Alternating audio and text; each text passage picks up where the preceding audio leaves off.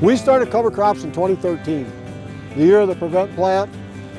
We learned a lot of the new terminology and some of the species, and you just continue to add species to it, whether it be kale or whether it be winter peas or whether it be some sun hemp, oats, radishes, turnips, triticale, rye. There's getting to be more and more things out there. If you use them right, you can get not only forage value out of them, you can get fertilizer value out of them for nitrogen. But I think the biggest thing is water quality and soil holding capabilities. You can't stress enough how we just don't see the real erosion that we used to see when you're doing tillage. It just hardly even exists anymore. The ability of that ground to take water is probably what we've seen the greatest benefit. And I'll admit, no-tilling has been a challenge. We built a new planter in 2016 specifically for no-tilling. So we've got a lot of attachments and that on it you normally probably wouldn't have, but it's very functional. This field of corn right here was planted with that planter simply because we can put nitrogen on it at the same time as we plant. And that's the big thing. There's no-till coulters on it, there's seed firmers on it, there's hydraulic down pressure. We've got all the tools on it, and it really works well. Very happy with it. The more years we no-till, when you go and dig up a shovel full of dirt, you will notice that ground is more crumbly, and you'll notice the pore space in it. And that's mainly from worms and stuff like that. So that ground to me is taking a lot more water. It doesn't seem like our waterways are getting the work out today that they used to be years ago. And I think that's telling me that where that water is falling, it's pretty well staying there and percolating into the ground. This will be the fourth year on this particular field that we've gone completely to a no-till type situation where in the spring we just come back in with the planter with residue managers on, and we wipe away that residue. I think it's gotten easier since we've adopted cover crops. We're seeing that sometimes you will have wetter conditions that you're planting into, and as we use cover crops, we're not seeing that crusting activity. You know, if you get a hard rain after you plant, it seems like you'll have a little bit of a crust, but it's much, much thinner, and beans and that don't have an issue of coming up through it, especially if you have some spots in the field that maybe are a little bit wetter than what is ideal. So that's been a plus. The economics of moving to less tillage, I think, are fairly obvious. The fact that you don't need the full width equipment, the fuel, the tractors, and that. But I think there are some challenges when you first move to it, because I think the first year is probably the most challenging. When you do full width tillage, the ground has kind of a Play-Doh type texture to it. And as you get into no-till 1, 2, 3, 4 years down the line, you'll see where the soil becomes more of a honeycomb, more of an angel food cake type texture to it, and it has the ability to absorb water. When it gets to be that way, it's easier to seed into, it's easier to plant into. As far as the economics of it go, it costs us roughly $20 to $25 an acre with seeding costs and seed to put down a cereal rye. And you can offset that by the lack of, you're not chopping stalks in the fall, you're not doing deep tillage work, you're not doing spring tillage work.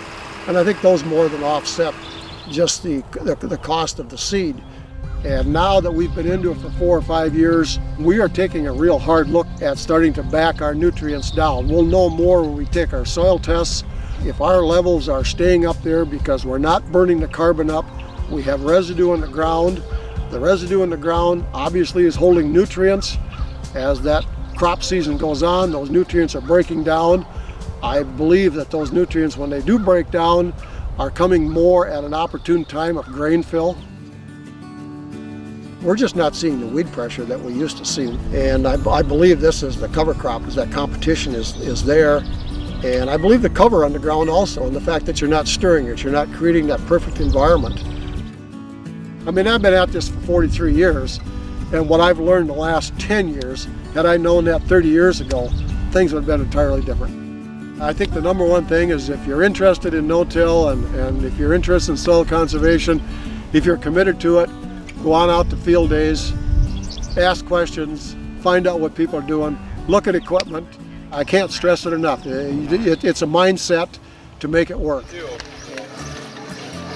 NRCS's point of view on the thing was they were telling us how much soil loss we had. You know, and I don't think a lot of people understand, you know, a dime's thickness across an acre is a ton or better. And I don't think we understand that, you know, as you see that. And you see a small gully come across the field, you really don't have an idea of how they measure that. And, but it amounts to substantial tons. I think that's probably where NRCS got us most involved with it, is they were able to put that thing into perspective as to really how much soil loss we were having and why we were having it. So I think that's saying, well, you know, can we do better?